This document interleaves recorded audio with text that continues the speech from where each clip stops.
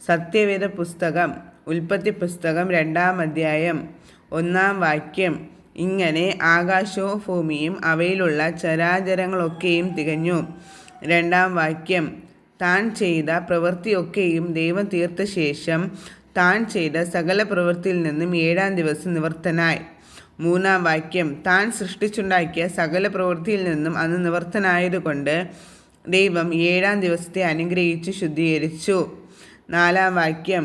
യഹോവയായ ദൈവം ഭൂമിയും ആകാശവും സൃഷ്ടിച്ച നാളിൽ ആകാശവും ഭൂമിയും സൃഷ്ടിച്ചതിൻ്റെ ഉൽപ്പത്തി വിവരം.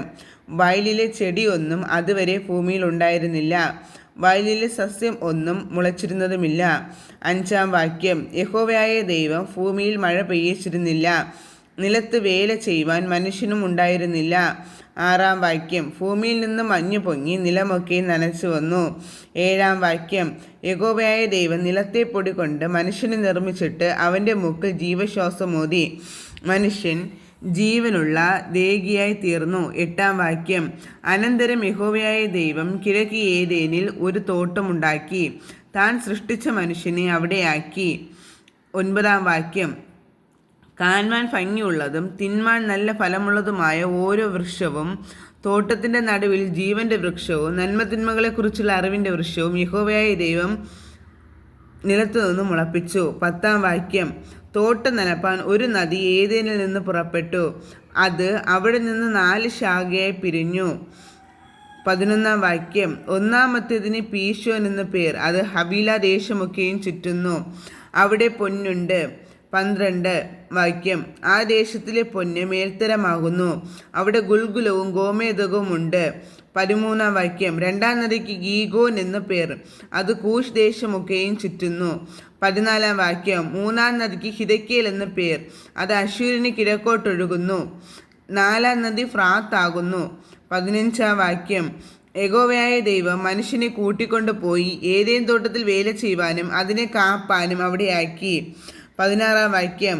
യഹോവയായ ദൈവം മനുഷ്യനോട് കൽപ്പിച്ചത് എന്തെന്നാൽ, തോട്ടത്തിലെ സകല വൃക്ഷങ്ങളുടെ ഫലം നിനക്ക് ഇഷ്ടം പോലെ തിന്നാം, എന്നാൽ നന്മ തിന്മകളെക്കുറിച്ചുള്ള അറിവിൻ്റെ വൃക്ഷത്തിൻ ഫലം തിന്നരുത്, തിന്നുന്ന നാളിൽ നീ മരിക്കും. 18-ാം വാക്യം. അനന്തരം യഹോവയായ ദൈവം മനുഷ്യന് ഏകനായിരിക്കുന്നത് നന്നല്ല, ഞാൻ അവന് തക്കതായൊരു തുണ ഉണ്ടാക്കി കൊടുക്കും എന്നരുളി ചെയ്തു. 19-ാം വാക്യം.